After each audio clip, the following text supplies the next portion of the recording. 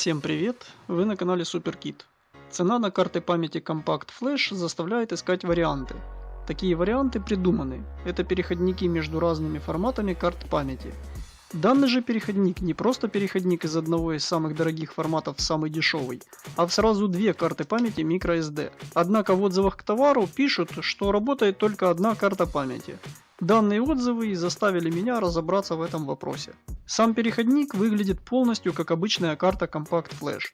Только здесь есть два стандартных разъема для карт microSD.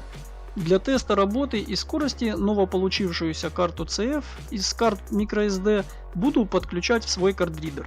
Пусть вас не смущает данный тумблер, просто давным-давно здесь от частого использования с картой памяти SD немного надломился контакт, который замыкается при вставлении карточки. И я ничего лучше не придумал, как самому замыкать этот контакт с помощью тумблера.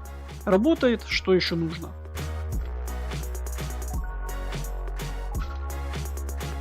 Начнем с одной карты памяти microSD, чтобы проверить работоспособность разъемов microSD в переходнике. Вариант подключения первый, только одна карта microSD. Сначала отсек номер 1.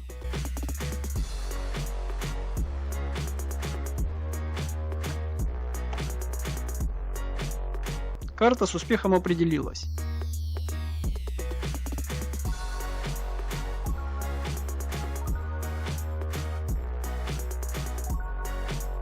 Теперь отсек номер 2.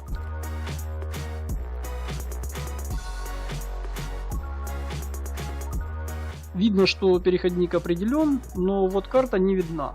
Таким образом, можно сделать вывод, что если есть желание пользоваться одной картой, то она обязательно должна быть вставлена в первый слот.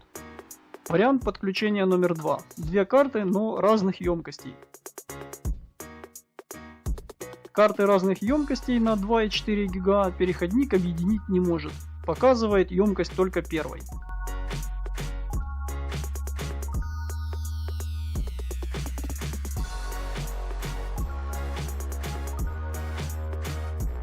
Вариант подключения номер 3.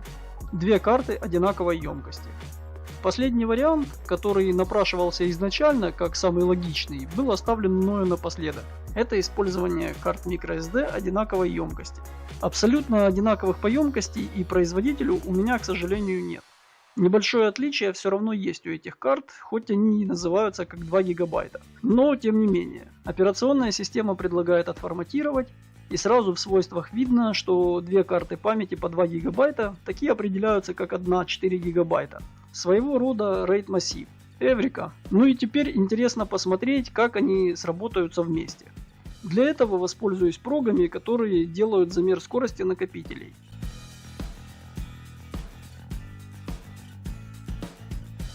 Первая — это программа Crystal Disk Mark.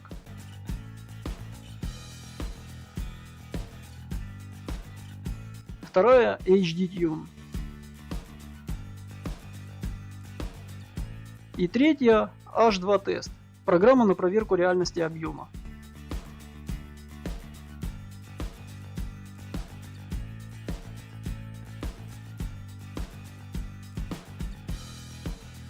Естественно, в данном случае есть смысл не просто сделать замеры скоростей, а и сравнить с работой этих карт памяти по отдельности. Сначала предлагаю провести тест карты памяти, которая была вставлена первой. Это ноунеймовская. Ее придется переформатировать, так как она была форматирована с учетом использования RAID массива.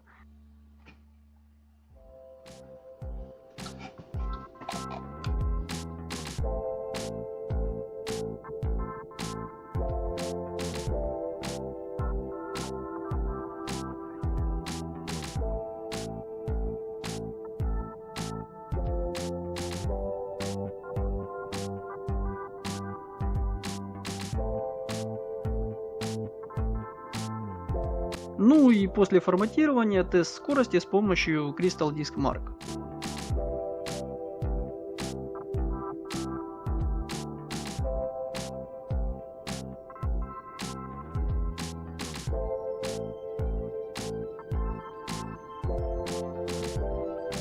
Данный тест показал такую же скорость чтения, но прилично меньшую скорость записи. Теперь карта Toshiba. Она тоже на 2 гигабайта, но эта карта на несколько мегабайт меньше, чем предыдущая. Данная карта стояла второй, И тут я столкнулся с проблемой. Ни в какую ни с одним из моих кардридеров и переходников карта не форматировалась. Либо процесс форматирования зависал, либо писало, что невозможно отформатировать. При этом емкость значилась как неизвестная. Причем неважно, каким способом я пытался отформатировать. Стандартными средствами винды или с помощью программ для дисков.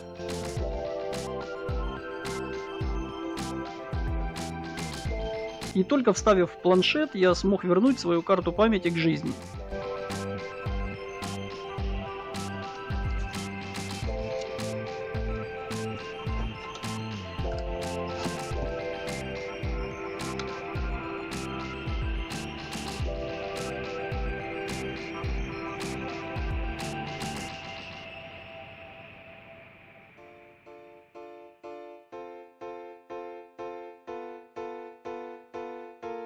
Ну а тест показал, что эта карта также имеет показатели около 20 мегабайт в секунду на чтение, а вот скорость записи еще меньше, чем у предыдущей.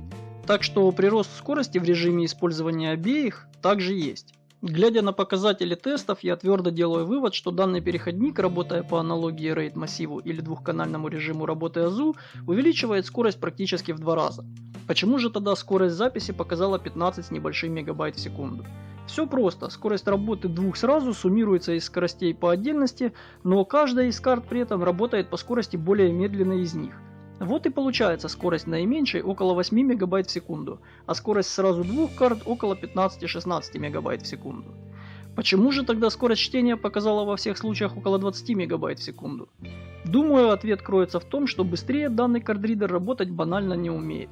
Он очень стар, ему больше 10 лет, и, например, карты памяти SDHC мой кардридер не распознает, так как они появились позже.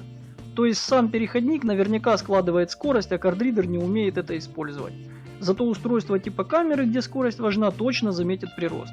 Так что рекомендую, отличный способ удешевить покупку. Ссылки на полезности в описании, оценивайте видео, подписывайтесь на канал, обязательно будут еще видео о разных девайсах.